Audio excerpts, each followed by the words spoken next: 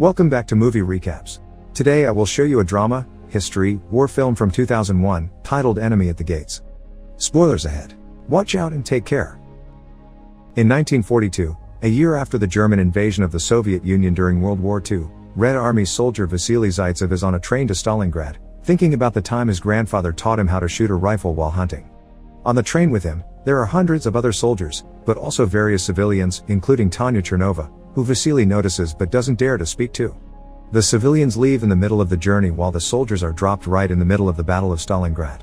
They need to board a boat to reach the front lines, and the enemy takes advantage of this, dropping bombs and opening fire on them as soon as they see them. Many soldiers fall, and when seeing this, others jump in the water trying to escape, only to be shot by their own superior officers for deserting. Once they reach the docks, only one of every 2 soldiers is given a rifle, the other is given bullets and instructions to follow the soldier with a weapon. The group is forced into a suicidal charge that the Germans easily overpower, and Vasily, who was given bullets, barely survives the assault by staying close to the ground and pretending to be dead.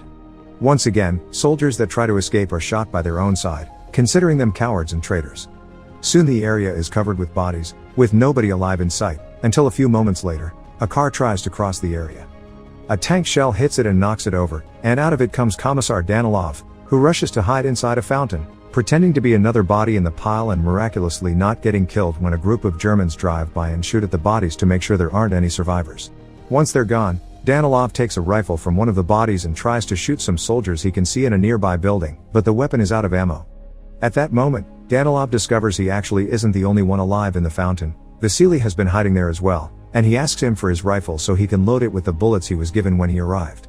Vasily also tells him he should wait for an explosion to shoot so they aren't discovered. But since Danilov is a political commissar, his experience with weapons is limited, so he lets Vasily have the rifle instead. As another car with soldiers arrives, Vasily moves behind a hole on the fountain wall, and as soon as he hears an explosion, he starts shooting each German one by one on the head with absolute efficiency. Hours later, once they have been rescued and taken back to headquarters, Danilov prints a series of pamphlets detailing Vasily's heroic feat. Many days later, Chairman Nikita Khrushchev arrives at Stalingrad to coordinate the defense of the city, since Stalingrad is a symbol of Stalin's power and they can't afford to lose it. Furious after hearing about yet another loss, he demands ideas from his subordinates on how to improve morale, but most of the soldiers just repeat the same ineffective tactics they've been using for years. Danilov, however, proposes something different. He thinks that instead of punishment, they must deliver hope. They should create a hero and inspire people, to make them want to protect the motherland, and he has the perfect hero for that job. Danilov's idea is approved and he gets promoted to senior lieutenant. Vasily's face now appears in the newspaper, presenting him as an example to follow. He's also been promoted, in his case, to the sniper division. From then on, Vasily becomes the face of the Russian army, both a national hero and propaganda icon, and his exploits would appear on every edition of the army's newspaper, plus on pamphlets that would make their way all over the walls of the country. One day, during one of his missions, Vasily and his team are found by a young boy called Sasha Filippov, who admires Vasily. He invites him to his very humble home, where his mother Mrs. Filippov prepares him dinner as thanks for what he's done for their homeland. Soon after they make it there, Danilov arrives as well, bringing letters from Vasily's fans from all over the country. To keep up with the plan of hope and propaganda, Danilov makes him reply to all of them, although he's the one that tells Vasily what to write, especially since he has to help him with spelling. One more person arrives after they begin, Tanya, the girl from the train, who is like a sister to Sasha and has become a private in the local militia. She's also fluent in German because she's studied at the university. Danilov wants to recruit her because they need more soldiers that understand German, but Tanya would rather stay and fight, especially since the local militia are short on men. She changes her mind when Danilov explains how much she could help them by decoding Geram intel, and that he'll send 12 soldiers in exchange for every person that speaks German. Meanwhile, the German army is starting to suffer the toll Vasily and his team of snipers are causing in their ranks, so they summon German Major Erwin König, a renowned marksman and head of the German army sniper school at Sasson. He's tasked with killing Vasily, and König prepares a plan to make Vasily come to him instead of doing the chasing. Some hours later, Vasily is woken up from a nap by his team because there's some trouble in the department store sector. Vasily shoots a shadow in the window and a helmet falls, so believing they've hit their target, he takes Ludmila with him to find the body. The companion they leave behind is shot as soon as they're gone. The duo makes it inside the department store and sneaks around until they reach the window, only to find that the shape they had seen is a mannequin posed to make it look like a sniper. This is obviously a trap, and when Vasily finds a cigarette butt on the ground, he realizes their enemy is still there, watching them. He thinks they should take it easy and stay hidden until they think of a proper plan to escape, but as planes start arriving and bombing the area, Ludmila gets scared and runs away, giving Koenig the perfect chance to shoot her, but Vasily escapes before Koenig can do the same to him as well. Koenig returns to the hideout he's staying at and gets his shoes cleaned by Sasha, who pretends to be an innocent bystander but is passing Koenig information about Vasily in exchange for food so the Major will trust him and share information of his whereabouts in return. When the Red Army learns that the Germans are using Koenig, they bring over a former student of his, Kulikov, to teach Vasily how Koenig thinks and help him kill him.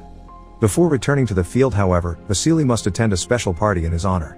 After saying hello to Tanya, he's dragged by Khrushchev to see the journalists, answer questions, take pictures and look at a giant Stalin painting, because according to Khrushchev, he's always watching over his country.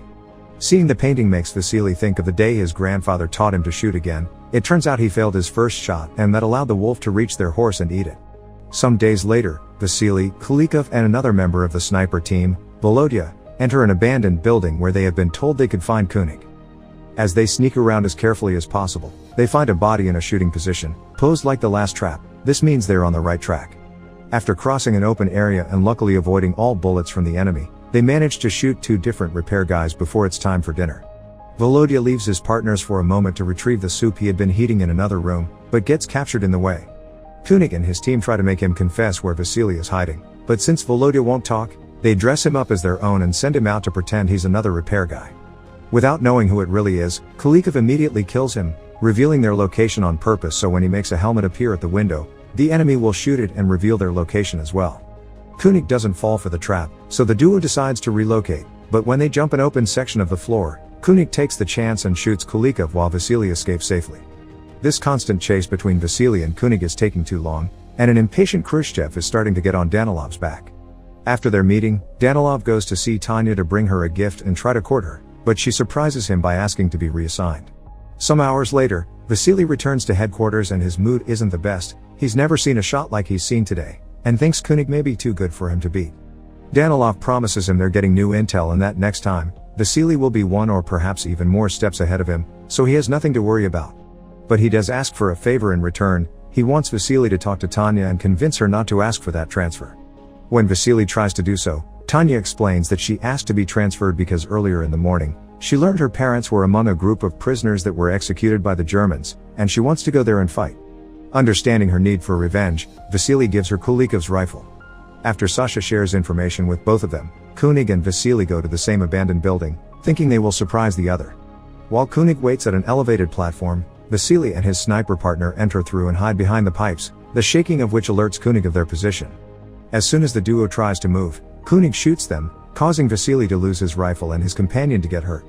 Vasily sends his partner back to headquarters since he can't do anything in that state, and while the sniper makes his way back into the pipe, Vasily tries to recover his rifle by tying some rope to a knife and throwing it at the weapon to drag him towards him. But when he finally manages to land it correctly, Koenig cuts the rope with an easy shot. When some German planes fly by dropping some bombs, they shatter the glass roof, and some of the shards fall in front of Vasily, giving Koenig a full view of his face. At headquarters, Danilov is trying to convince Tanya not to fight, that her skills are more valuable in the intellectual field. Their argument is interrupted by the returning sniper, who tells them what happened. Tanya doesn't hesitate to go through the same pipe route to reach him in order to help, but as soon as he sees her, Vasily tells her to stay where she is and follow his plan. The same way Koenig has been watching him through the glass, Vasily has also used a shard to watch him in return, and thanks to this he knows his location. He asks Tanya to grab another piece of glass and turn it until the light reflects on it and blinds Koenig, creating an opening for Vasily to safely recover his rifle and shoot him. He doesn't manage to kill Koenig, but he does hurt his hand. Later, when Vasily and Tanya return to headquarters, they celebrate being alive with the rest soldiers, and afterward, they hide under the covers and make love right in the middle of the communal bedroom. The next morning, Vasily asks Danilov to stop writing about him. He can't carry this weight on his shoulders anymore, and he wants to fight as a regular soldier.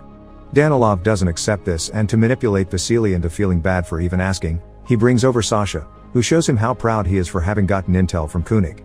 With the kid looking at him with some much hope in his eyes, Vasily can't say no, and he allows Sasha to guide him to the area where Koenig will be waiting. The ground is covered with bodies, so Vasily hides among them and proceeds to wait for Koenig to show up. There's an issue, however. He spends so much time waiting there that he falls asleep. When Koenig finally sees him from his hiding spot, he is about to shoot him, only to suddenly see a looting soldier appear between them, moving Vasily's body as if he were dead and easily stealing all his belongings. The German army captures this soldier and finds he stole Vasily's ID, which makes them think Vasily is dead. Koenig doesn't agree, but he's dismissed anyway. Refusing to go home while Vasily may still be out there, Koenig talks to Sasha again and, already suspecting what may be happening, tells him which his next location will be. At the Russian headquarters, Khrushchev finds out the Germans are passing around the news of Vasily's death and gets furious at Danilov, who doesn't believe it. Khrushchev doesn't care if it's true or not, he wants Danilov to do his writing magic and convince the public everything is fine. Afterward, Danilov tries to talk to Tanya about her possibly traveling to his house, but they're interrupted when the loudspeakers start announcing Vasily's death as well. Danilov gets ready to write an announcement of Vasily's death as a hero, but at that moment, the man himself comes back.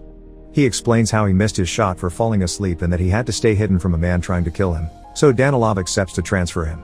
Then Vasily asks about Tanya, and Sasha tells him he knew he was alive and told her, so she's gone to the station to find Koenig and get revenge.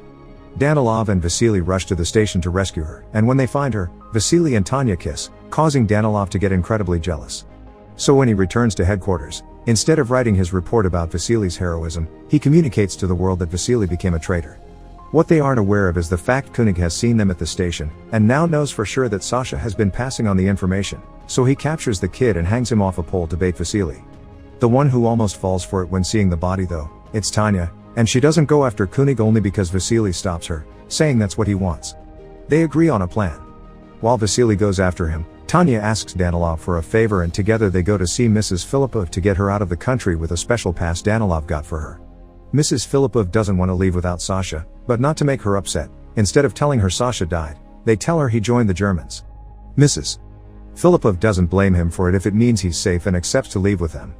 On the way to the boat, a bomb explodes near them, hurting Tanya. Danilov thinks she's died and leaves, but Mrs. Filippov doesn't give up and convinces a doctor to let Tanya board with her by showing her special pass and saying Tanya is her daughter. Vasily and Koenig are at a standoff in their respective hiding spots, not knowing where the other is. Danilov suddenly shows up next to Vasily, and now that Tanya is dead, he thinks he has nothing else to live for and humanity isn't worth saving. As a way to make up for the lies he made up about Vasily, he sacrifices himself and comes out of hiding so Koenig can shoot him and reveal his location. Vasily thinks ahead and doesn't immediately react, so now Koenig thinks he's killed Vasily himself and comes out to check the body. Vasily is waiting for him midway, and as soon as he aims his rifle at him, Koenig takes off his hat and accepts his fate. After killing him, Vasily takes his rifle and leaves it with Danilov's body. 2 months later, after the Germans have surrendered, Vasily gets a letter from Tanya, saying she's alive and being taken care of at a field hospital. Once the city is safe enough to travel, Vasily goes to the address on the letter and then the couple happily reunites. Make sure to subscribe and turn on notifications so you can watch more videos like this. Thanks for watching.